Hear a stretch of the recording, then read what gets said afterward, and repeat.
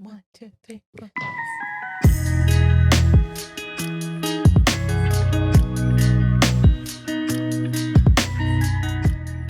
What's up, besties? Welcome. Woo, woo, woo. We're all, what are we? What do you want to know? I did say I would tell you guys a little bit about my supernatural. Yeah, go ahead. 100% not false. This is true story, hands on the Bible, and not the one little Nas X would use in his music video. So there was actually, we used to live by Harupa Hills. High school? No, Harupa. I'm like Harupa Hills. We used to live in Harupa. You guys know, when you come up Sierra, there's that park. Mm-hmm. Yeah. So we used to live in the houses across town. When I was younger, deep in there when I was probably 3-4 years old. And there was this incident. My sister used to live with us. My sister's 16 years older than me, so she would kind of watch over me. Every night, at midnight, no matter what, on the dot. And mind you, I was 3 years old. I will go downstairs. Because we used to live in a 2-story house. I would go downstairs and go to the laundry room and be playing in the complete dark. Every night. I would go open a window and go to the laundry store and go play in the laundry room. And then my sister said that she would always come get me. She's like, what are you doing? What are you doing? Stop playing here. You need to come upstairs. It's late. Stop. And I'm I'm playing with my friend Dylan. I'm playing with my friend Dylan. And I used to always wear a green beanie because it said my friend Dylan, he was hurt and he always had a hat on. But I think it was bandages. But I, as a little kid, translated it. Sorry, do you have a memory of this, or this just what they told you? I had dreams. I had dreams past years later that I would have this dream of this kid named Dylan who was riding a skateboard, and this red car came, and as he was riding the skateboard, ran him over. He died, and his parents had him. I truly do remember having this. I had this dream for years, literally years, since I was little to maybe 9, 10, that age. I stopped having those dreams. And so one night, my sister was already fucking fed up and tired of me waking her up every day at midnight to go downstairs. And she said she went downstairs, and she's like, what are you doing? Let's go upstairs. Stop playing. And she's like, and I'm I'm playing with my friend Dylan. She's like, Dylan, who's Dylan? Where's he at? Where's Dylan? Who are you playing with? And I'm like, you can't see him because he's dead. Duh. And my mom literally took me to a neurologist to see if there was what something. What the fuck? Yeah, to see if there was something wrong with me, if I was imagining. And the neurologist was like, baby girl, your daughter's just talking to girls. Yeah, they're your daughter is. You need to go to a church, look for a priest. They're not in the wrong or not the right office, baby. He's girl. we can't persinarte right here, Oh my god. Yeah, but no, but there's always she's better in the head than you and I. Whatever she's saying, she's not. She's not, or maybe they thought probably had an imagination, but. Yeah, true story. I used to talk to a straight up. I don't know if it was a ghost or maybe he hadn't made peace with it. But I was at that age where it's you're really innocent and you do believe in all that shit, So and Dylan, and the thing, you've never met a Dylan or had I've never met a Dylan in my entire life. And I remember he was some black kid, and he was a red. I don't know if it was a Mustang or something, but I remember my dream. He literally had hair right here, a kind of flat top. I don't know, I do remember having light skin. So you have an image of I him. have pieces of it. You get older and you kind of forget shit. Yeah. But I have literal pieces of what I remember, the story being that. Mm-hmm. That's crazy. So that was my true life encounter. And when did it stop? When we left the house, I stopped having that. But for a long period of time, my family said I would always wear this green beanie because I'm oh, that's what he has on. I always wear a beanie because that's what Dylan had on. Bro, this is what I'm saying. This is one of the reasons I don't want to have fucking kids. I would literally want to be bitch, please get out of my house. I don't want to deal with you. But you're my daughter. You're a kid. Hey, the kid hurt? Googling, how can I kick my kid out? Yes, not get in trouble. That is mad scary. Yeah, no, it's literally. When I think back now, I'm that's kind of crazy. I truly remember these things. Imagine Ezra did that shit too. Imagine Ezra was doing that shit at the house right now. I'll be like, Vanessa, it was great to have you as a roomie. But I need you to go. I'd be like, tell Dylan to take his ass to bed. Because he's the time. If he wants to play with you, tell him to come over in the morning when I got shit to do and you're bugging me. That's the time. Oh my God. That's the time he needs to come and play with your ass when I actually need someone to be playing with you. That is not so at scary. night when you need to be going to bed. Right. So let him know I'm cool with it, but just come at a more time appropriate. Tell him to take your ass because I am not. Literally. Hey, I don't know if you want him to take him, bitch, because Yeah, I don't know about was that going in a dark living? I wasn't talking about taking your ass, but he could come here in the living room and watch you guys during the day. I'm sorry, I'm my kid. I don't want you no more. Like, girl, if you're talking to go, get the fuck out of here. Hey, sorry. She might be a medium, bitch. Who knows? She might be making banks later. You know what, though? I used to love the show Ghost Whisperer. Have you guys ever seen it? With that Teresa Acapulco lady? No, okay. Right. She's a medium. Is that a medium show or no? Yeah. It's with Jennifer Love Hewitt. I don't know if you know who that is. Okay, I do know who that is, but I did not watch that show. Yeah, it was cute. The show is essentially that. Like, goes talk to her and she just tries to, like, help him cross over. Oh, it's like a sitcom. Yeah. It's like a long. It was a long show too. It was pretty good, but I used to like watching shows like that. I don't know why. At some point, I just got incredibly scared of all that shit. Yeah, Damn. I think it was just more of when I was aware that this could really happen to me. Like, I could really get possessed, and I would hate that because I feel like I would look so ugly. Like, you know what I mean? Like, She's like, it's not a good look on me. Yeah, I would not be. Like, I already don't look good, like, that good with, like, without makeup or something. So imagine I'm all cracked out eating cockroaches and shit. No, that's not a look for me either. Yeah, fuck that. Yeah. Nothing like that has ever happened to me, thank God. The only thing that happened to me, I don't know if I told you guys, when my dad passed, I don't know how Christian funerals are, but in Mexico, like, you essentially Catholics, like, they watch over the body for 24 hours. Or I can't remember how many days. I think it was 24 hours. I don't know. But, and then you, like, somebody, like, you can carry the casket or you put it in the car and, like, you walk with it to church to get to the mass. And then from the mass, you go to the funeral home or whatever. We were walking behind, like, the car that had my dad. And my niece, out of nowhere, she just goes, "Tata." And that's what she called my dad. And I was like, the fuck? But I thought my brother was talking to her. And, like, later in the day, my brother was like, "Hey, like, did you hear Sophie, like, call my dad?" Because she did it multiple times. Oh my God. And I was like, "Yeah, I thought, like, you told her something." He's like, "No, dude, like, she just started, like talking to him." And I was like, "Oh, what the fuck? Like, that's so scary. And why is he talking to you and not me, girl?" Like, no, I'm joking. I didn't think that. But I was like, I'm such a believer that kids see it. And I think sometimes they see it and they don't even realize what it is, so they don't really acknowledge it. But I have a feeling that all kids can. Yeah, I believe I that. agree. Yeah. I agree. I'm a believer that I feel like has a lot to do with energy. I feel like the more pure, like, energetically you are, you're gonna be able to connect more and hear more, and, like, your gut and your intuition, and, like, you're gonna be able to be more open to kind of to hear when someone's trying. I feel like that's what it boils down to me personally. I feel like that's why children are able to talk and, like, hear those things, because they're pure, you know. They're literally, like, angels. Even, like, animals, right? Like, and animals are pure, you know. Like, they just have, all they want to do is love on you, you know. So they're like energetically, like, high, you know, like, just vibrating very high. So I feel like that's why they can protect you and love you.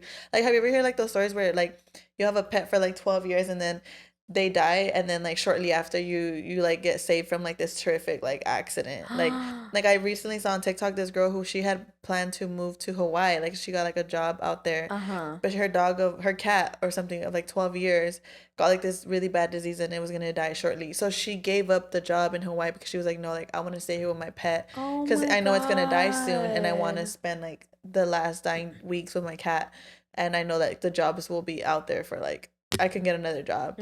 And shortly after that, it was when, like, the thing that everything burned in Hawaii. I forgot where was it? Shit. She was supposed to be there, but her cat passed away, and she decided to stay home for her cat. So it's like, you know, I feel like even animals, like, they can foresee that something's gonna happen to you, and to protect you, like, they'll give their lives for you, like, do things like that. So that's why I feel like, you know, I feel like pets and, like, children, like, you know, they're pure, like, they're very pure. So I feel like that's why they're able to, like, see, you know, they don't have that much, like, clouded, like, they're not like that fog in our minds and our, you know, our day-to-day lives that we have, that we is carry. such a beautiful story, though. You know, when I saw it, I got the chills. I was like, oof. Yeah. Damn, that's crazy. I honestly do, like, I know I, like, talk a lot of shit, but I do believe in all of that, and to a certain extent, because, like, I don't know if you guys care if I talk about my dad. No. But when my dad was passing, like, we were all in the room with him, and at certain points, like, I feel like he realized, like, what was happening, and he would get, like, really, like, scared or anxious. Yeah, but he couldn't talk anymore at that point. Like, he was just, like, with his eyes shut, and my mom would tell him, like, it's okay, like, God's with you, like, my cousin sings really beautiful, and she was, like, singing to him, and as soon as she started singing, and as soon as my mom was like, entregate a Dios, like, my dad would calm down. Like, it was so weird to me. It was so weird to me, because at the time I didn't really process it, because I was so, you know, whatever. But, like, when I think back to that, I'm like, wow, like, it's really, really amazing, like, how, like, soothing. Yeah, exactly. Like the fact that he was like, you know what, like, that's, I don't know what he was thinking, obviously, but I from what I could feel, like, I could feel him being like, oh, like, you're right, like, that's what with his transition. 100%. So I'm always like, damn, like, I have no doubt that he was lingering about, kind of like, you know, waiting, and that's why my niece saw him. But, like, there's just no way that I can't believe in something. I know this doesn't compare to that, but when I would get, like, this one time I had, like, a really bad, like, panic attack, like, on weed. I was tripping balls. Like, I really felt like this is it. Like, like, I'm really about to die. Like, I'm about to. No, I was like, I'm really about to. I was like, I'm really about to get a heart attack, and I was like, and this is what I get for not learning my lessons, because I already had several, like, panic attacks with weed at that point, but I kept doing it. So that day, I remember it really felt detrimental. It felt like, this is what I get for not learning my lesson. I should have stopped, and I didn't, and now I'm gonna die because I didn't know how to stop. And I was spazzing so fucking bad, and I knew, and I feel like it felt worse to me because my sisters normally, like, dealt good with it, but even the looks on their faces were scaring me. Like, they like if they themselves were like, damn, this is bad. Like, this is actually, like, not the same as her other panic attacks. And it got so bad to the point where I really was, like, down bad. So I was like, I'm gonna just, I'm gonna wake up my mom. Like, I'm gonna have to tell her, like, there's no, like, I see, like, no other option. Like, I just have to tell my mom, even if to just say bye. Oh my! I'm telling you. No, literally, dude, because I was down bad, dude. And my mom, like, I just sat, like, on the toilet, and she just hugged me. Like, she hugged me really tight, and, like, my head was leaning against her chest. I was hearing her heart and just feeling her warmth and just listening to her talk to me and tell me, like, Vanessa, like, cálmate, mija. Like, I know you think you're gonna die, but you're okay. Like, mommy's here. Like, you're safe. Immediately gone. Like, I calmed down. You know, it's like that motherly love, like, that genuine, like, essence of, like, where I come from her. Like, she is me, I am her. Like, we're connected. Like, it's, like, just, you know, all the bullshit aside, just my mom and her daughter embracing in love. Like, my anxiety was gone. You know, so I feel like I feel like that feeling is, like, available, like, you know, and you can find it in little parts of your life, you know. And I was just like, damn, like, I really resonated with that, because I was like, I just remember how I felt with her in that moment, where it's like, I really felt like I was dying, and she brought me back. Like, she made me feel like you're fine, okay, you're safe, you're not gonna die. Yeah, and I was like, okay. And I remember that was actually one of the turning points in our relationship, when I felt like, you know what, like, you're my mom. Like, you, even though we fight, like, we have so much love for each other. Like, you know, you have my back. I know you're always gonna take care of me, and I love you just as much. And I was able to let go of a lot of stuff between us, like, that night. That's so crazy, because I feel like that too, not with my mom, but with my dad. Like, I remember, like, I specifically remember a moment where you know how the airport, did we fly to Tepic when you went with me? So the airport in Tepic is, like, really small. It's literally like one gate. Well, they're fixing it, but anyways. So essentially, like, the flight that lands, that's the one you're going to go back in, because there's only one. So you're already waiting outside when that plane lands, and everybody's getting off the plane. You're, like, watching them. And I was getting on the flight. My dad was getting off, and I saw him, and I don't know what the hell in me was like, you need to go give him a hug. And I think I've told this story before. And I felt it so intensely, to the point where I was like, no, like, what if I get in trouble?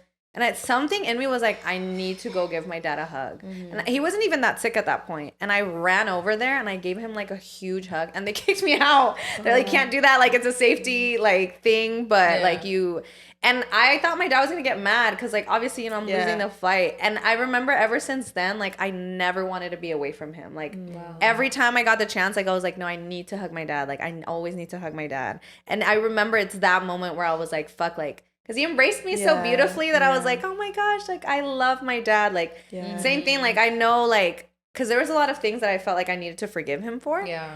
And I feel like in that moment, that's when I really let it go, where I was like, you know what, like, it, because I already knew he was sick, but he just wasn't that sick. So I was just like, it doesn't matter. Like, all of that shit doesn't matter. Like, like, he loves me and I love him, and that's what matters. Oh, that's so sweet that you said that story. Yeah, no, generally. And I felt, if I can imagine we felt the same way, you know, like embracing a parent. I feel like truly, when there's like no fighting, right? When it's genuinely just love, like just embracing, no words being said, you know, just like really just feeling like that exchange of energy of just like pure love. Like, it's really, really sweet. I love when I think of that too. Like, damn, I came from this person. Yeah. Like, that's crazy. Yeah. Like, I'm literally half of this person right here. Yeah. No, really. Yeah, that is crazy.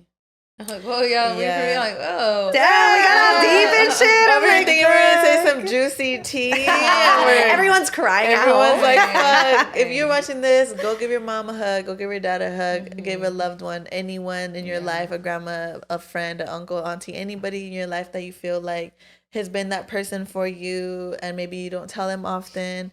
You know, life truly is short, and even if you get to live to 100, those years fly by. Yeah. 100%. Like, time is just, you know, it's a concept. And one day we're here and one day we're not. And really don't feel like you missed out. So go hug your loved ones. Go tell them you love them.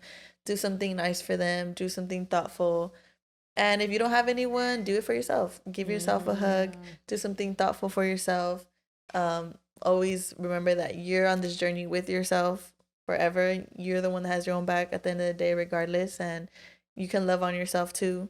So yeah and I think too, like, what I'm hearing from you girls is like, if there's someone that you're considering possibly forgiving, just forgive them for you. Like, that's what I interpreted from your message. 100%. Like you said, there was something that called upon you so deeply that was like, it moved you.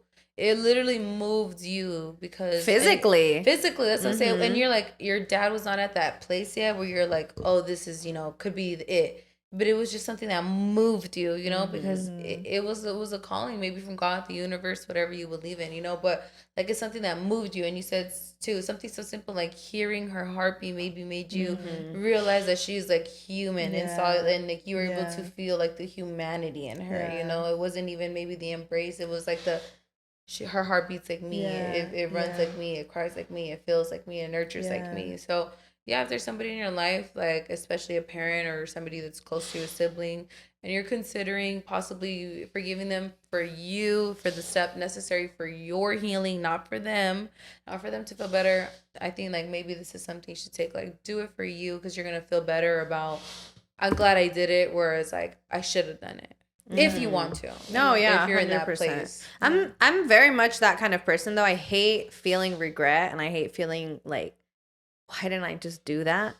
And I feel like that's when I really, really embrace that of like, because I always think back and I'm like, imagine I didn't. Imagine like how horrible I would have feel right now if I always had that memory of like, fuck, I should have just gave my dad a fucking hug. Yeah. And I always felt that tug and I didn't listen. Yes. And I always think back and I'm like, thank God, like thank fucking God I listened to whatever was calling me, because I can literally make a movie of that scene of how vividly I remember it and how like much I hold it dear to my heart. And it's getting you by. It's getting you by. Like, those are because the mind doesn't know when you're reliving a memory or when you're just telling it to yourself or when it's like actually happening. Like, the brain never knows what's fake and what's real. So if you can sit in silence and replay that memory long enough, like with as most detail as you can, and try to embody the feeling, your brain doesn't know that it's actually not happening. You're remembering it. So I imagine that that's so comforting, you know, when you can't physically have that person anymore, but all you can do is just sit with your memories.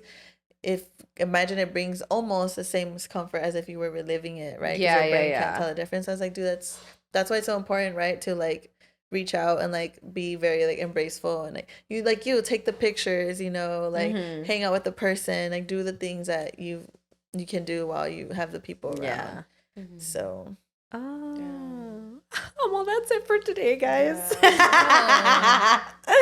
got this issue? Oh my gosh. Literally, We started all shits and giggles and we ended here. No, it's the liquor we drink. I know, all in it's our your feels. fault. It's our fault. I mean, I'm like, whoa, Our- not the Not me, who alcoholic. wanted the not me the shot. one suggesting Hey, it. me volunteer myself. Oh my god! All right. Hey, no, I meant to say, oh, my bad. I'm feeling it low key It's because all right, me too. my tolerance is really low, you guys, because I hadn't drank for a minute, so I feel A like week? no, girl, it's a little longer than that. Hey, the year's 15 days, so No, a little something like that, you Hey. know. But so definitely, I feel like I'm feeling it. And it's crazy, you guys, because before I started meeting like all these guys, I literally had been telling and putting it out there, not just like in my mind, but I was saying it out loud. I want to meet someone. Like I want to. I'm open. I'm open. I want to meet people. And literally, ever since I started like saying it out loud and really like embodying it, I would get dressed, and when I'd go out, I'd look at men in the eyes. Like, you know, I was being very intentional about like attracting that. And all of a sudden, like they're coming to you. everybody just, my milkshake brings all the way. Damn right. That's better than, no, literally. So, yeah, so that's a little update on my love life. I'm also still going on a date with someone else this week. I don't want to put all my eggs in one basket. I feel like I've learned Bitch, you better by shouldn't. now to not do that. As much as this guy's cool, obviously it's too soon, bitch. It's early days. So you never know. So guys, if you're dating, date several people. I heard from a psychologist one time that it's good to date at least 3 people at a time. And that's 3, bitch, not 2, 3 at least. And that she said at least. So Oh damn, I'm too down, girl. yeah. Hey, So it's never too late. The no, year's just starting. let several men take you out because you go on one good date and you're like, oh, like this is good, like checks off all my boxes, this and the third. But then you go on more dates and you're like, oh wait, this guy is also really cool. Oh, this guy's really cool. And all of them, they're all cool, but they also have these things that I'm like not really fucking with. So it's like that's what dating is. I feel like we get so in our heads of like, oh, we want to find the one, we want to be settled down, want a relationship. So the first person that makes us feel good, we're like, oh, this is it. But that's what makes us susceptible to like overlooking red flags and stuff, as opposed to if you just date and get to know like a lot of people, you're like, oh, you know what, like I like this, I like that, I don't like this, I don't like that, I could put up with this, I can't put up with that, you know, like I can compromise with this, I can't compromise with that, like these are the things that I need in a relationship in order for it to work, you know, these are the things I cannot live without. So you're not gonna check this box off, then you're automatically out, you know. And make it fun, you know. I feel like getting to know people and going on fun experiences, whether you're going to out to eat or, you know, just movies, whatever, any kind of fucking date, you know, they're all experiences, they're all fun. And I think it's so cool because like you don't know the person, right? So the conversation is like endless, like just wherever it can go. And not only do you learn about the person, but you learn about yourself. Like when you're on a date, are you being honest? You know, are you lying just to get validation? You know, like there's so many things if you're really being intentional about how you want to show up, you can learn a lot about yourself. So yeah, so just you guys have fun dating, be safe, use protection if you want to have sex, not knocking sex. That's also really fun too. Make sure if it's someone you don't know, give someone your location, let someone know where you're gonna be at. Never let a man pick you up for the first time if you don't know him. Oh my god. Meet for the first time at least. Go somewhere public. Don't be going over to people's houses if you don't know them. I personally wouldn't. I mean, you can if you want. But yeah, you guys just be safe, have fun. Remember, don't think long term, just live in the present moment. Don't get ahead of yourself. I think don't think long term if that's not what you want. No, I meant in the sense of like if you're trying to date someone, right? Like you do want a serious relationship. Oh yeah, you shouldn't. But it's like don't make up ideas and fantasies about what this person is if you've only known them one day, because you don't know them. It takes a long time, not a long time, but like at least a couple months and hanging out with them to really know what a person is like. And it's hanging out with them constantly. Exactly. Like seeing them in different settings around like waitresses, their family, their friends, like, you know, how are they when they're drunk? How are they when they're sober? How are they around their friends? Friends, family, like waitresses. Bitches. Like it's so much about a person that obviously when you're getting to know someone, they're gonna put up a front. They're gonna put their best foot forward to impress you, which is cool, but Who's the real you? Exactly, and that takes time. So it's like, you're gonna save yourself a lot of heartbreak if you are able to just take it slow and see it for what it is day by day. Don't let your mind create fantasies, and don't just go off by what they're saying. Make sure they're backing it up with their actions. But yeah, have fun dating though. It should be a fun thing. I know it sounds stressful, but it really should be fun. Like, I've been having fun, low key. Like, I've been having I don't know, girl. I tried to date and then I like fell in love. Yeah, I fell in love. Good and I for was you. What's up, besties? Today's episode is brought to you by Covergirl. Covergirl's Lash Blast Cleantopia, the plant-powered mascara you know and love, is now available in a new ultramarine black shade. A fun twist on a classic black. With an extreme lush volume, it delivers up to 300% more volume versus bare lashes. Also, it's a plant-powered mascara inspired by the power of plants with 100% cellulose plant fibers. I also love it because it's Hourglass Lush Brush, which wraps, lifts, and volumizes each lash from root to tip.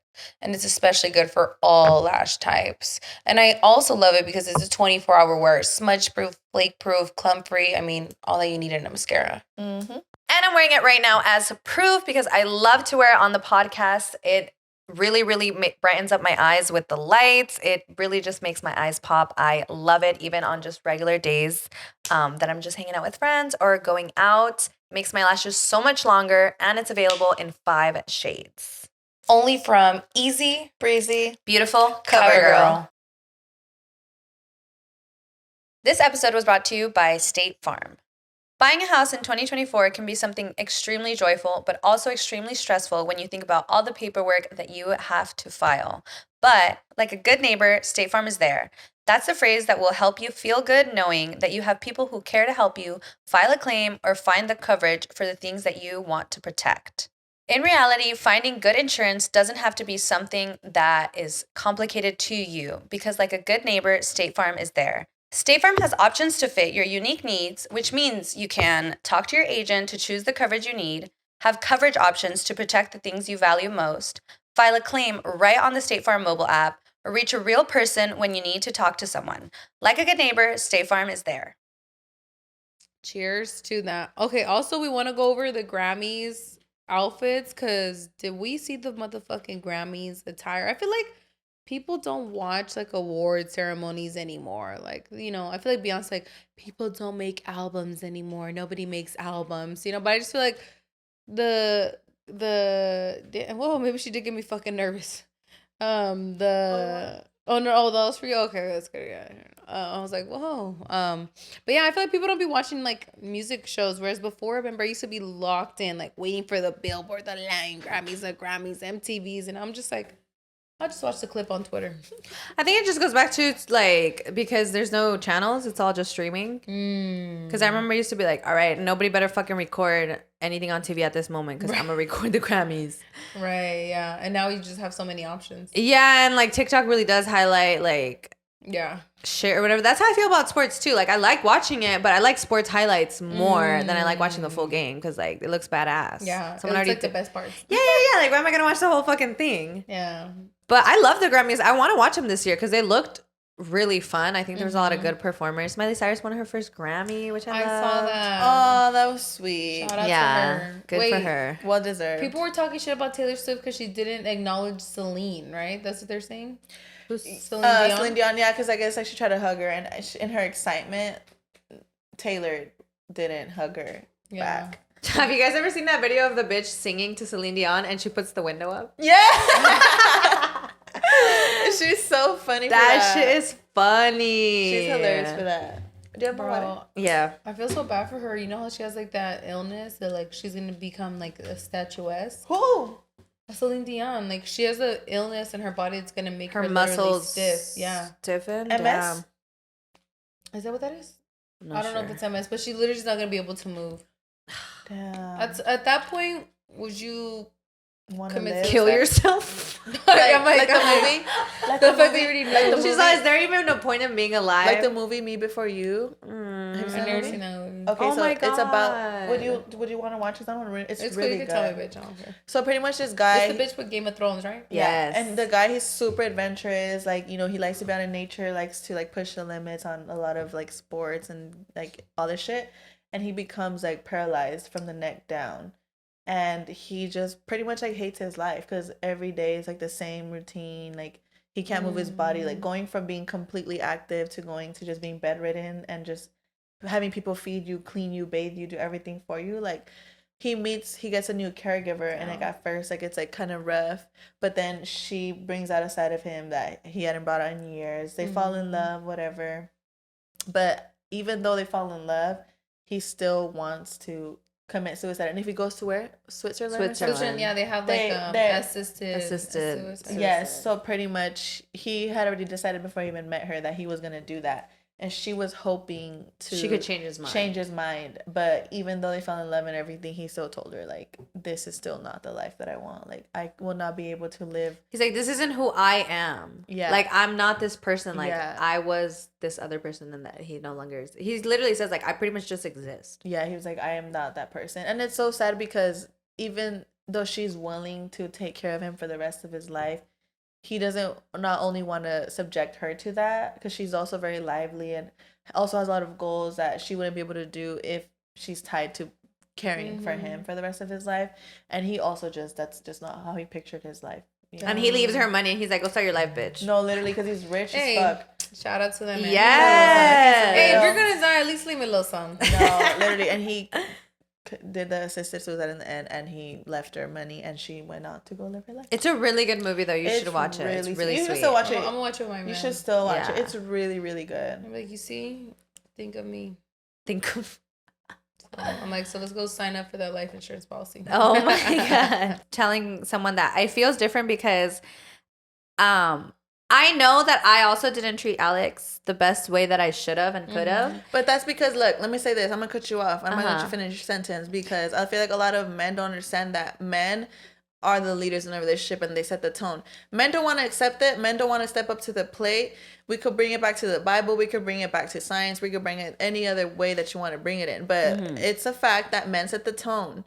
Oh, 100%. In all areas, men are leaders. Men are providers. Men are stronger physically. Like, there's a lot of things that men are, above us in a sense. Yeah. So they need to set the tone. So if you felt like you weren't doing something for your man, it's because your man was not doing things for you. 100%. In order for you to feel safe, in order for you to fall in line, in order for you to do like those things that you needed to do as a wife. And you know what? I had that conversation with Alex. Like, we ended very amicably. Like, I told him, like, I feel like neither of us wanted to put that extra step. Like, it was like, well, you do it. No, you do it. And I'm sorry. And that's the thing. And I'm sorry. And it's like, I understand where you're coming from as a woman, where you might feel like you came up short, but I'm sorry. But if he as a man was not putting his, he needed to do that step first. I'm sorry. Like, that's just how it is. It's like the lay of the land. It's like the law. It's like a unspoken, like, it's like just the way the cosmos work. But you want to, I don't know how to explain it, but it's just, no, like, 100%. It says men need to set the precedent. Like, that's really what it is. And he wasn't doing that. So you could not be subjective to a man that you didn't feel safe and protected and loved with. Yeah. For my last year, for my birthday post, I was like,